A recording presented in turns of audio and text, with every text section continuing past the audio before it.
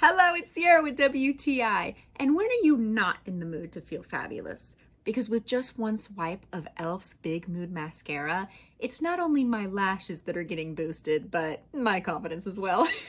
The volume that this adds is incredible, and I don't know how it just poof makes me look like I've grown 20 extra lashes, but it does. It separates the lashes while also defining them so they don't clump or gum up together. My favorite part about this mascara is that I don't come home looking like I've got two black eyes because it's so smudge proof.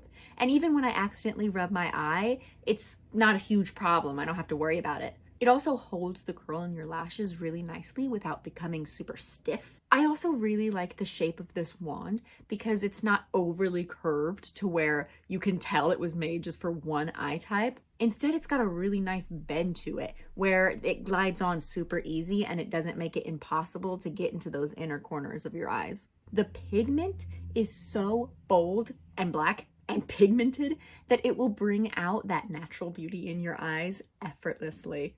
This is the mascara I use and will continue to use, and I think it's a must-have. But that's just my point of view.